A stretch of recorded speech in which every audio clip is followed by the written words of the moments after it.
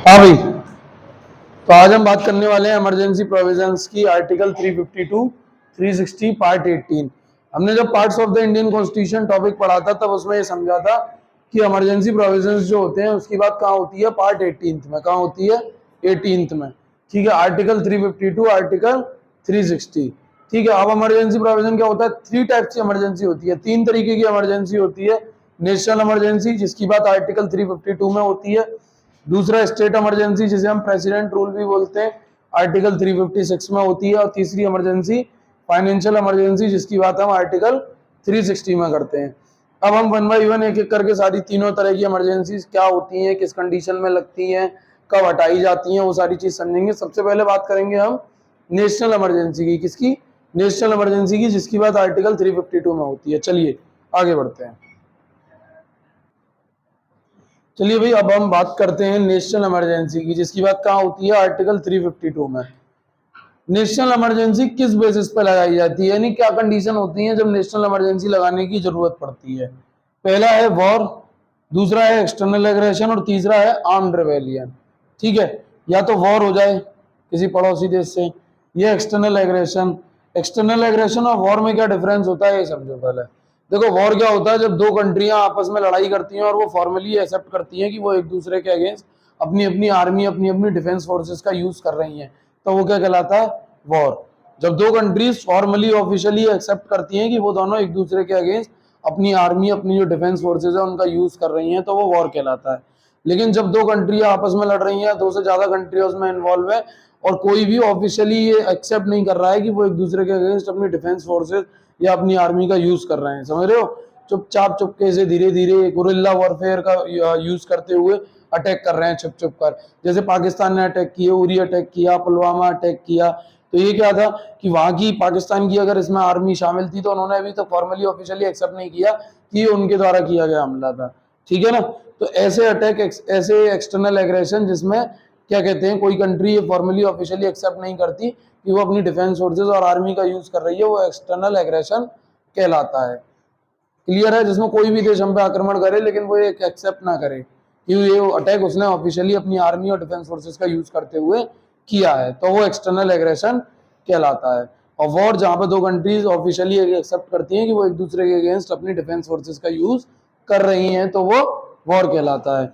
जब ये दो कंडीशन होती हैं, वॉर हो या एक्सटर्नल एग्रेशन हो, तब इमरजेंसी लगाई जाती है। और तब इमरजेंसी जो लगाई जाती है उसको बोला जाता है एक्सटर्नल इमरजेंसी, क्योंकि वो एक्सटर्नल रीजन से लगाई जा रही है, समझ रहे हो? बाहरी रीजन से, यानी कि बाहर के रीजन हैं जिसकी वजह से वो इमरजेंसी, मतलब अफेक्ट तो इंडिया में ही पड़ रहा है। वॉर किया, दूसरी कंट्री से वॉर हुआ, या किसी ने अटैक किया, तो दोनों ही कंडीशन में इंडिया पे पड़ रहा है, लेकिन वो इमरजेंसी जो लगती है इन दोनों बेसिस पर, वो क्या कहलाती है?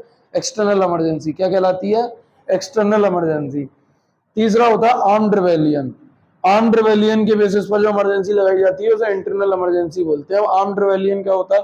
आर्म्ड रिबेलियन का हिंदी मतलब सशस्त्र विद्रोह, यानी कि किसी देश की जनता जब अपनी सरकार के विरुद्ध हथियार उठा ले और हथियारों के साथ हिंसा करना शुरू कर दे देश की सरकार के विरुद्ध, तो वो क्या कहलाएगा? Armed rebellion. यानी उस देश के लोगों ने विद्रोह कर दिया है, वो भी शस्त्रों के साथ में, हथियारों के साथ में। समझ गए? आर्म्ड रिबेलियन का मतलब क्या है? जब किसी देश के अंदर वहां के नागरिक अपनी सरकार के विरुद्ध ही विद्रोह कर दें और हथियार उठा लें, तो उसे क्या बोला जाएगा? Armed rebellion.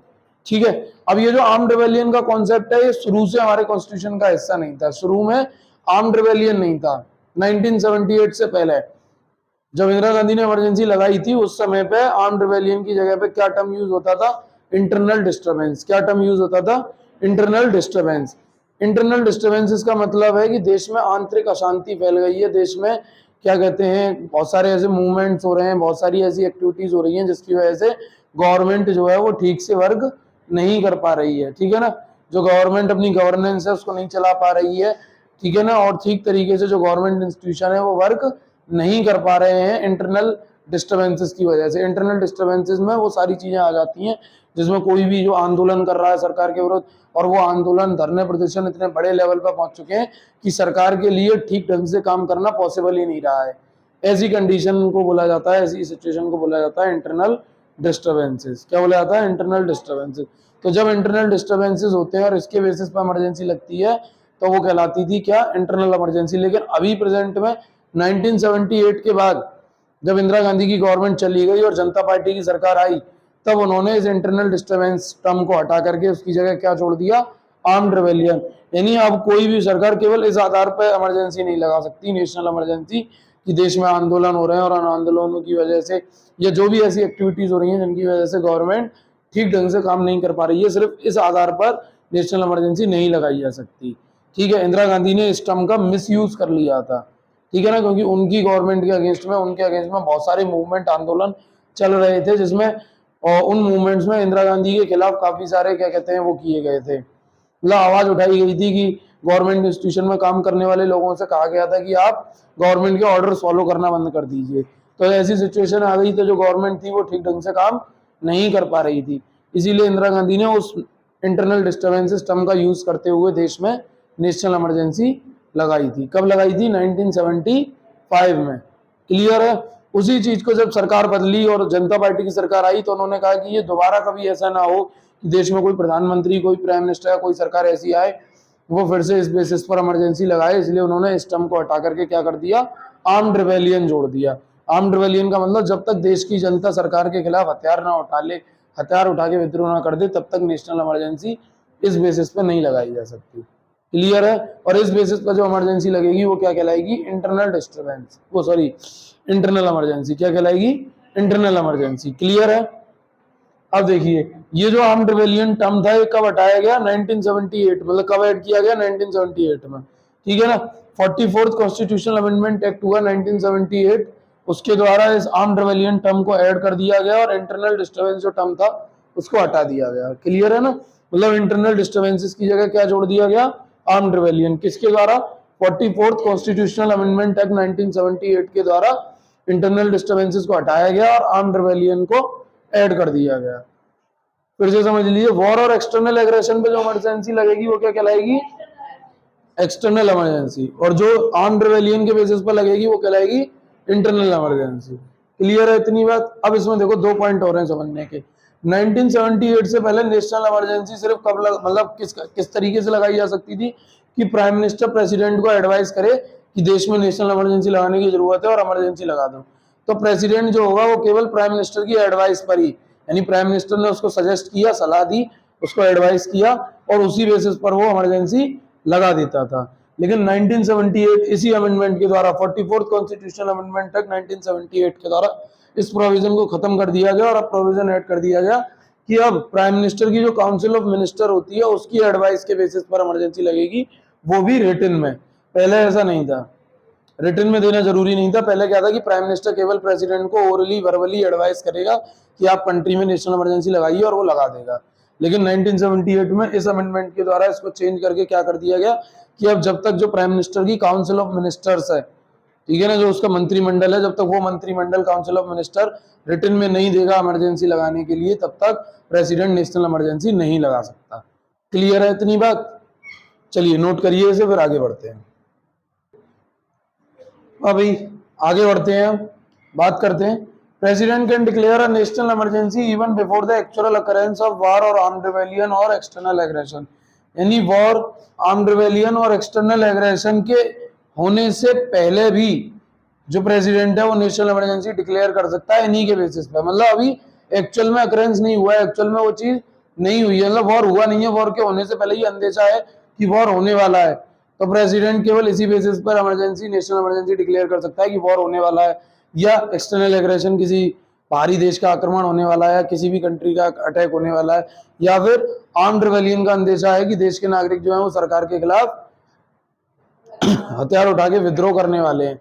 ऐसी कंडीशन में उनके होने से पहले ही, उनके अंदेशे में, उनके शक संदेह के आधार पर ही पहले ही उनके होने से प्रेसिडेंट जो है वो नेशनल इमरजेंसी लगा सकता है। जरूरी नहीं कि वो हो जाए तभी, जस्ट उसके होने से पहले भी उसके संदेह, उसके शक के आधार पर भी इमरजेंसी लगाई जा सकती है। क्लियर है? दूसरी बात आती है 38th कॉन्स्टिट्यूशनल अमेंडमेंट एक्ट 1975। क्या बात करता है ये जो कॉन्स्टिट्यूशनल अमेंडमेंट एक्ट हुआ 38 1975 में? उसने क्या किया? उसने ये किया कि जो नेशनल इमरजेंसी का प्रोविजन है उसने उसको जुडिशियल रिव्यू के कॉन्सेप्ट से इम्यून कर दिया, मुक्त कर दिया। मुक्त करने का मतलब है कि अब इस अमेंडमेंट के द्वारा ये हुआ कि जब भी नेशनल इमरजेंसी लगाई जाएगी तो नेशनल इमरजेंसी लगाए जाने के प्रोविजन को, कॉन्सेप्ट को सुप्रीम कोर्ट में चैलेंज नहीं किया जा सकता कि देखो ये नेशनल इमरजेंसी लगाई है, इसको हटाओ, ये गलत लगाई गई है। पहले ऐसा था कि नेशनल इमरजेंसी लगाई गई है तो उसको सुप्रीम कोर्ट में चैलेंज किया जा सकता था, अगर वो ठीक बेसिस, मतलब जिन बेसिस पर वो लगाई गई है, जिन आधारों पर वो लगाई गई है, अगर वो आधार सही है, ठीक है, तो वो नेशनल इमरजेंसी बनी रहेगी, सुप्रीम कोर्ट भी बने रहने देगा उसमें। लेकिन अगर सुप्रीम कोर्ट को लगता है कि ये नेशनल इमरजेंसी गलत आधारों पर गलत तरीके से लगा दी गई है, इसकी जरूरत नहीं थी, तो सुप्रीम कोर्ट उसको रद्द कर सकता है नेशनल इमरजेंसी को, ठीक है ना। लेकिन 38th कॉन्स्टिट्यूशनल अमेंडमेंट एक्ट 1975 के द्वारा ये किया गया कि अब नेशनल इमरजेंसी अगर लगती है तो उसको लगने के बाद सुप्रीम कोर्ट में चैलेंज ही नहीं किया जा सकता। मतलब नेशनल इमरजेंसी लग गई तो अब आप सुप्रीम कोर्ट नहीं जा सकते कि इसको देखो ये गलत लगा दी गई, ये चैलेंज ही नहीं किया जा सकता उसको सुप्रीम कोर्ट में, ठीक है ना। इस अमेंडमेंट के द्वारा ये हुआ, तो ये काफी गलत अमेंडमेंट था। मतलब नेशनल इमरजेंसी पर तो कोई भी सरकार आएगी लगा देगी, और चाहे वो गलत लगाए सही लगाए, उसे चैलेंज ही नहीं किया जा सकता। इसीलिए आगे चलकर फिर से इसे 44th कॉन्स्टिट्यूशन अमेंडमेंट एक्ट 1978 के द्वारा हटा दिया गया। यानी कि पहले ये चेंज किया गया, पहले तो ये था कि जुडिशियल रिव्यू हो सकता है, जुडिशियल रिव्यू का मतलब समझते हो ना, सुप्रीम कोर्ट उसको रिव्यू कर सकता है कि वो जो चीज हुई है वो सही हुई है या नहीं हुई है। तो यहाँ नेशनल इमरजेंसी की हम बात कर रहे हैं, तो यहाँ नेशनल इमरजेंसी की बात हो रही है, ठीक है, कि नेशनल इमरजेंसी सही आधारों पर सही बेसिस पर लगी है, कहीं गलत तरीके से या गलत तो नहीं लगा दी गई, उसे लगाना अभी जरूरी था भी या नहीं, इन चीजों को रिव्यू कर सकती है, ठीक है ना। ये था पहले से ही, लेकिन 38th अमेंडमेंट कॉन्स्टिट्यूशनल अमेंडमेंट 1975 के द्वारा उसे खत्म कर दिया गया, यानी जुडिशियल रिव्यू से मुक्त कर दिया गया, अब चैलेंज नहीं किया जा सकता। लेकिन ये गलत था, इसलिए आगे चलकर फिर जब जनता पार्टी की सरकार आई तो उसने 44th कॉन्स्टिट्यूशनल अमेंडमेंट एक्ट 1978 के द्वारा इसे हटा दिया और फिर से वैसा ही कर दिया जैसा पहले था, यानी इसे जुडिशियल रिव्यू के लिए लिया जा सकता है, सुप्रीम कोर्ट में चैलेंज किया जा सकता है। क्लियर है इतनी बात। अब आ जाओ, फिर एक केस आया सुप्रीम कोर्ट में, मिनर्वा मिल्स केस 1980, उसमें भी सुप्रीम कोर्ट ने वही बात दोहराई और बोला कि जो नेशनल इमरजेंसी है उसको कोर्ट में चैलेंज किया जा सकता है। क्लियर है। इस केस में सुप्रीम कोर्ट ने ये बोला, जजमेंट दिया, जो भी केस था उसमें ये जजमेंट आया कि नेशनल इमरजेंसी जो है उसको कोर्ट में चैलेंज किया जा सकता है। क्लियर है इतनी बात। चलिए आगे बढ़ते हैं, आगे देखते हैं और क्या क्या इसके प्रोविजंस है। हाँ भैया अब आगे बढ़ते हैं, आगे देखते हैं। Proclamation of emergency must be approved by both the houses of parliament within 1 month from the date of its issue, यानी कि राष्ट्रपति के प्रेसिडेंट के इमरजेंसी की घोषणा करने के बाद 30 दिन के अंदर उस प्रोविजन को, उस प्रस्ताव को संसद के दोनों सदनों यानी कि हमारी पार्लियामेंट के दोनों हाउसेज से पास होना जरूरी है। अगर वो पास नहीं होगा तो इमरजेंसी 30 दिन के बाद कंटिन्यू नहीं रहेगी। यानी कि जब राष्ट्रपति प्रेसिडेंट इमरजेंसी, नेशनल इमरजेंसी की घोषणा करता है तो उसकी घोषणा करने के साथ ही 30 दिन के अंदर, विद इन 30 days, ये प्रपोजल कि देश में नेशनल इमरजेंसी लगाई जा रही है, इस प्रपोजल को देश की पार्लियामेंट के दोनों हाउसेस से यानी हमारी संसद के दोनों सदनों से पास होना जरूरी है। अगर ये प्रपोजल, ये प्रस्ताव संसद के दोनों सदनों से, पार्लियामेंट के दोनों हाउसेस से पास हो जाता है तो जो हमारी नेशनल इमरजेंसी है वो 6 महीने के लिए कंटिन्यू रहेगी, ठीक है। इस प्रोविजन को हम इंडेफिनिट पीरियड तक एक्सटेंड कर सकते हैं, यानी कि नेशनल इमरजेंसी को हम कितने समय तक के लिए भी लगा के रख सकते हैं। बस उसके लिए कंडीशन क्या है कि हर 6 महीने बाद उस प्रपोजल को हमें पार्लियामेंट से पास कराना होगा, और ऐसे करके वो हर 6 महीने के लिए आगे बढ़ती जाएगी, और ऐसा हम कितने भी समय तक के लिए आगे बढ़ा सकते हैं नेशनल इमरजेंसी को। क्लियर है इतनी बात जी। तो नहीं होगा, वो नहीं होगा।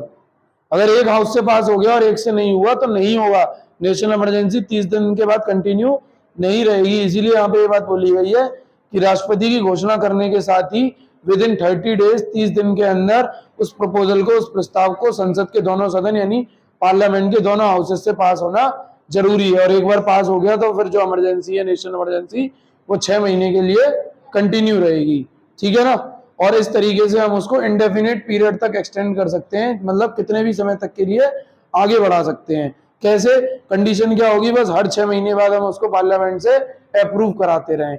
वो जो प्रस्ताव है नेशनल इमरजेंसी का, उसको हर 6 महीने बाद हम पार्लियामेंट के दोनों हाउस से पास कराते रहें, तो वो हर 6 महीने पर 6 महीने के लिए बढ़ती रहेगी, और ऐसा हम कितने भी समय तक के लिए कर सकते हैं। क्लियर है जी। किसने मना कर दी?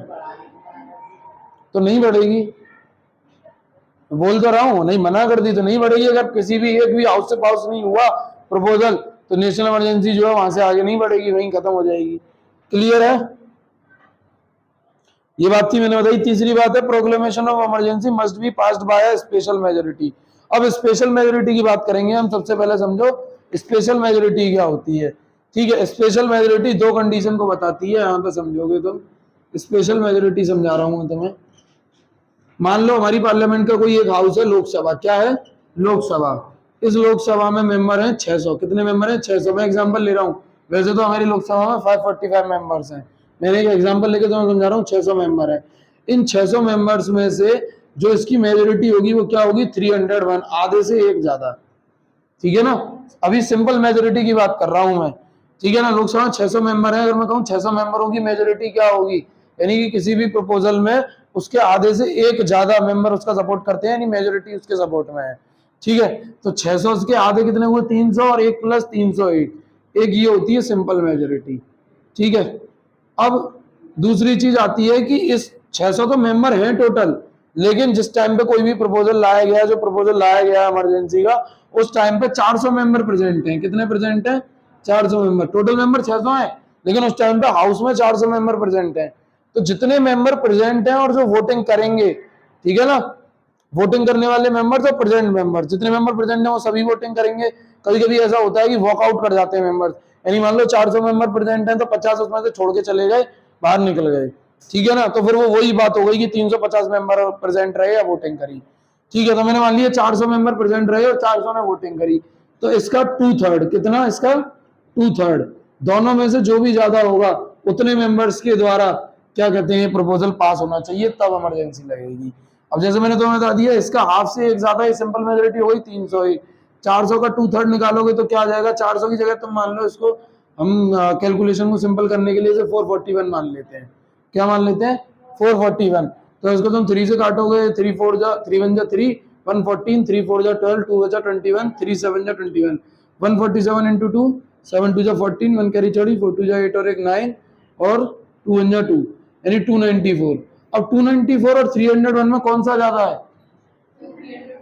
301 ज्यादा है ना। 294 और 301 में कौन सा ज्यादा है? 301। तो 301 मेंबर्स, यानी 441 मेंबर्स प्रेजेंट हैं, इनमें से अगर 301 मेंबर्स इस प्रपोजल के सपोर्ट में वोटिंग करेंगे तो ये प्रपोजल पास हो जाएगा और इमरजेंसी लग जाएगी। अगर एक भी मेंबर कम ने, एक भी मेंबर मतलब एक भी कम मेंबर ने वोट किया तो इमरजेंसी नहीं लगेगी। समझ गए? इसको बोलते हैं स्पेशल मेजोरिटी। आया समझ में? नहीं आया तो दोबारा एक बार समझ लो। हमने क्या किया, स्पेशल मेजोरिटी को समझ रहे थे कि स्पेशल मेजोरिटी क्या होती है। स्पेशल मेजोरिटी ये होती है कि जितने मेंबर्स हैं हाउस में उसकी मेजोरिटी, या फिर जितने मेंबर्स वोटिंग के टाइम पे प्रेजेंट हैं और वोटिंग कर रहे हैं उनके 2/3 मेंबर्स, इन दोनों में से जो भी ज्यादा होगा उतने मेंबर्स के द्वारा वो प्रपोजल पास होना चाहिए। अब मैंने बताया हाउस में तो टोटल 600 मेंबर हैं, तो उसकी मेजोरिटी हुई 301। ठीक है, दूसरी बात वो करता है कि जितने मेंबर प्रेजेंट है, मैंने लिया कि 441 मेंबर्स प्रेजेंट थे, तो 441 मेंबर्स का 2/3 निकल के आया 294। अब इन दोनों में से जो भी ज्यादा हो उतने मेंबर्स के द्वारा पास होना चाहिए प्रपोजल, तो वो नेशनल इमरजेंसी लग जाएगी। दोनों में से ज्यादा क्या है? 301। तो 301 ज्यादा है, तो कम से कम 441 में से 301 मेंबर इसके सपोर्ट में वोटिंग करेंगे, तब नेशनल इमरजेंसी लगेगी। ठीक है ना, ये होती है स्पेशल मेजोरिटी। समझ में आ गया कॉन्सेप्ट, स्पेशल मेजोरिटी क्या होती है? और इसको अगर हम थ्योरी में बताते हैं तो थ्योरी में ये होती है कि जो टोटल मेंबर्स होते हैं, total members of the house, ठीक है ना, उसकी मेजोरिटी के द्वारा, उसकी मेजोरिटी या फिर जितने मेंबर्स प्रेजेंट हैं और वोटिंग कर रहे हैं उनके 2/3 मेंबर, दोनों में से जो भी ज्यादा होगा उतने मेंबर्स के द्वारा पास होना चाहिए प्रपोजल, तब माना जाएगा कि वो प्रपोजल मतलब जो नेशनल इमरजेंसी है वो लगेगी, तब लगेगी। ठीक है, क्लियर है इतनी बात? चलिए अब आगे बढ़ते हैं, इसको नोट कर लीजिए।